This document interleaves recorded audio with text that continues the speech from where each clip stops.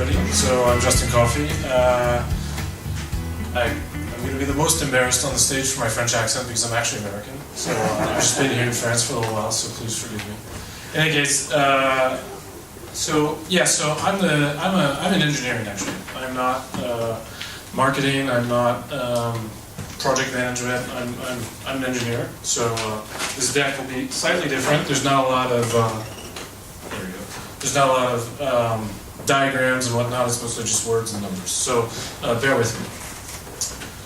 So what I'm going to do is I'm going to go quickly through our analytics stack, how we put it together, and a little bit of the rationale behind it. First of all, some of you, I guess, are not not based in Europe. I'm not sure, but in any case, who's Creteil?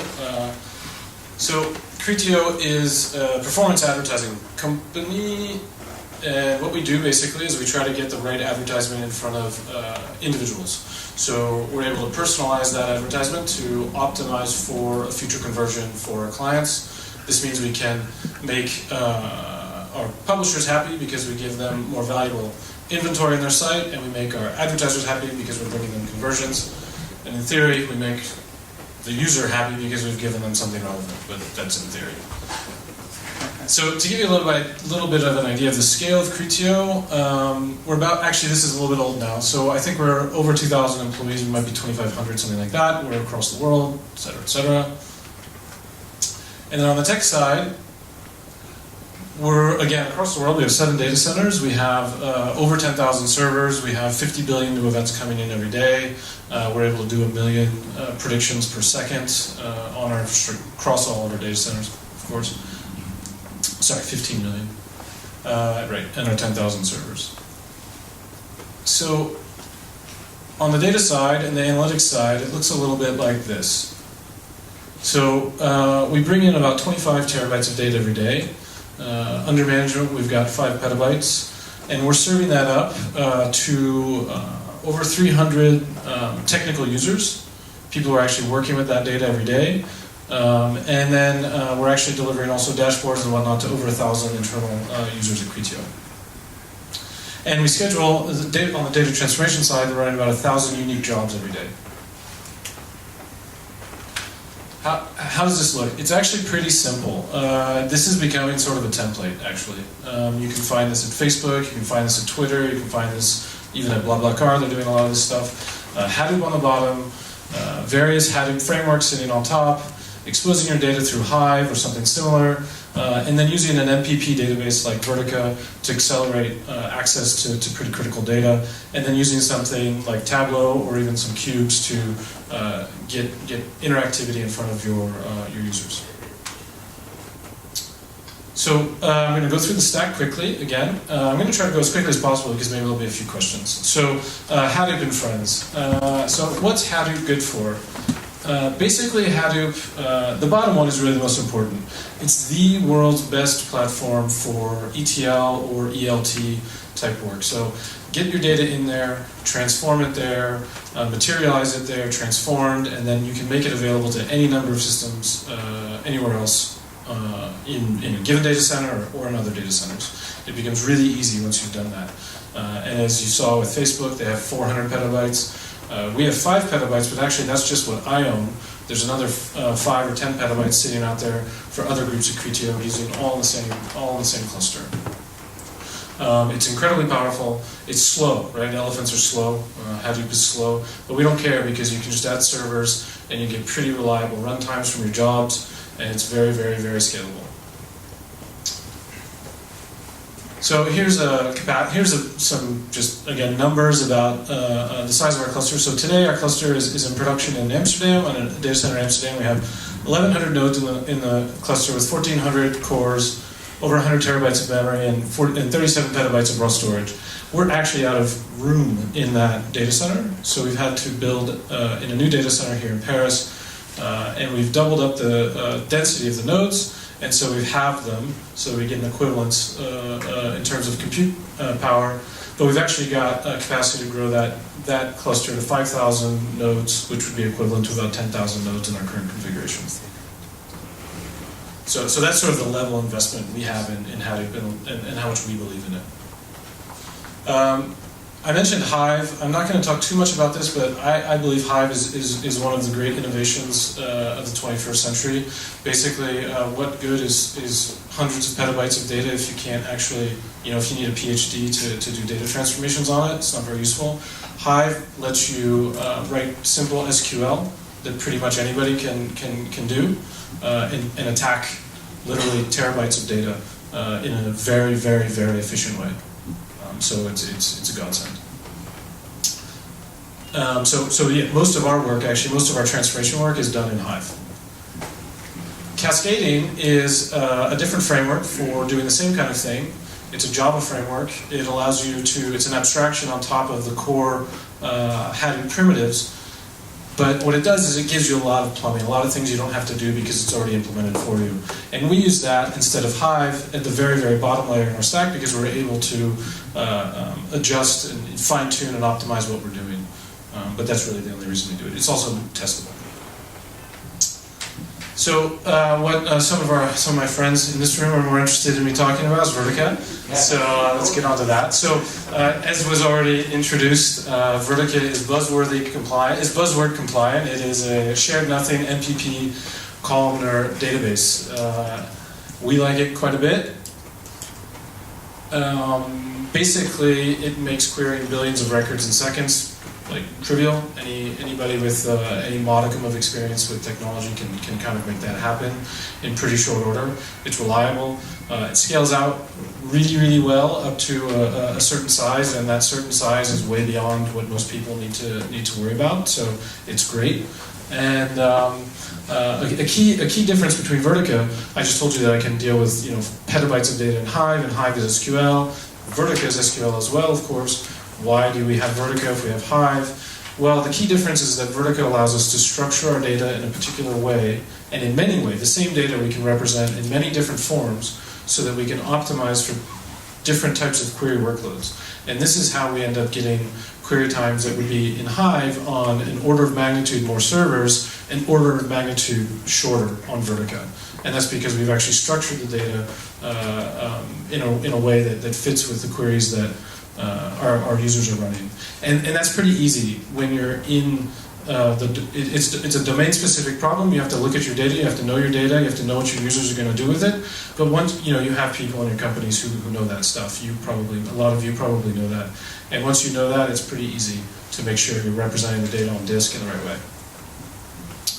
So here's a theory about Vertica. So HP has they have a huge product spectrum and all this stuff, and they routinely try to tell me how wonderful it is, and I'm sure a lot of it's very good.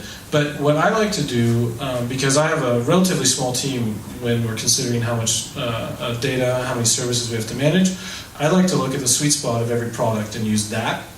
So sort of get 90% of the value out of the product with 10% of the effort that would be needed to get 100% of the value out of the product.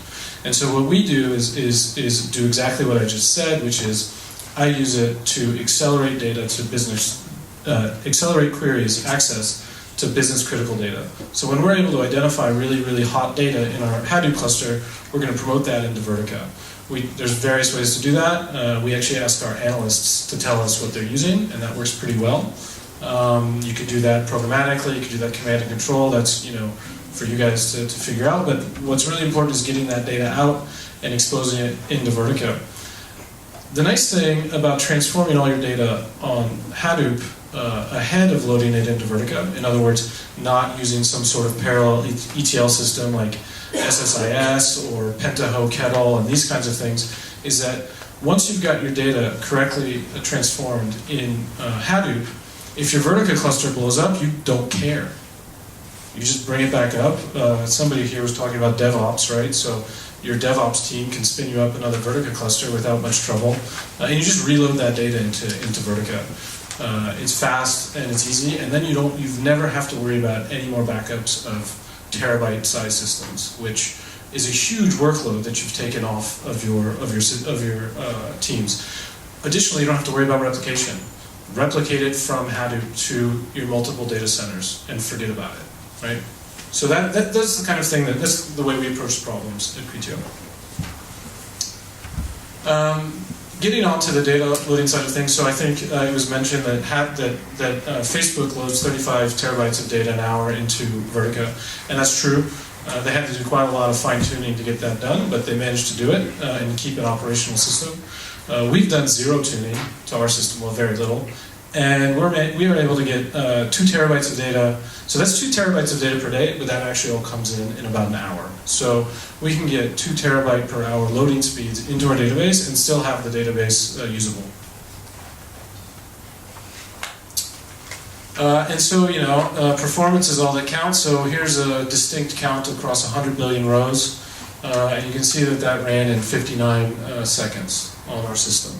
That's a 50 node system with a data density, a raw data density of about 1.5 terabytes per node.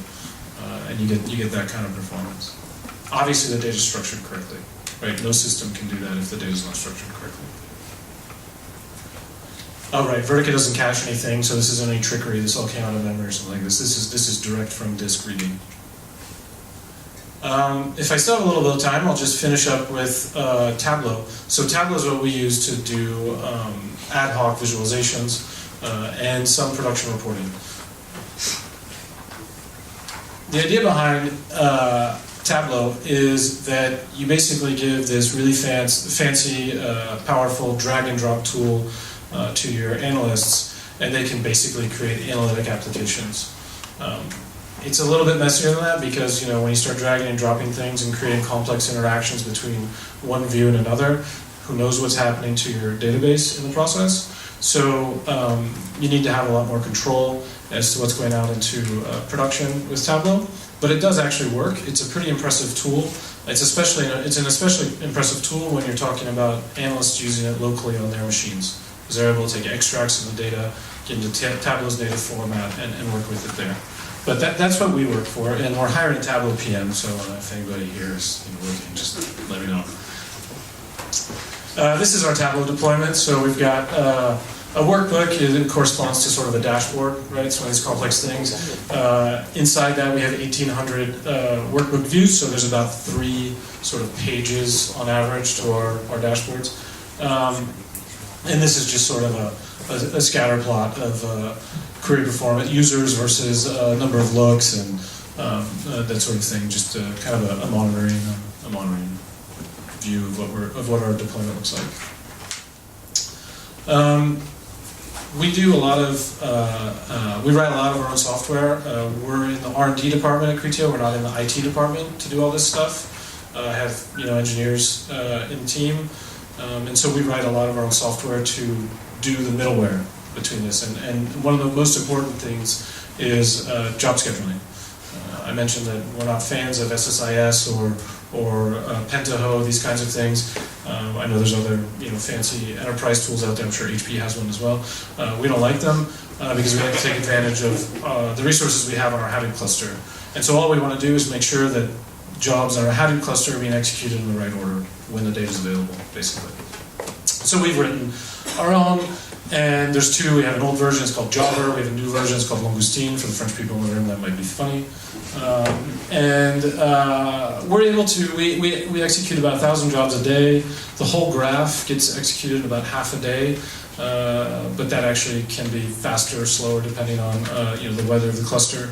But the core of that stuff does also get executed in half the time. So there's a lot of laggards, less critical stuff that gets executed downstream, but the core stuff gets done in about six hours. So it's 25 terabytes of data added to the system and transformed for business critical work in about 6 hours. Right, so Jobber, Langoustine. So this is interesting. Somebody, again, we were talking about DevOps and treating infrastructure as code. We treat jobs as code. So job definitions to us are code. So that means it goes through review, it goes through source control, it goes through a release process.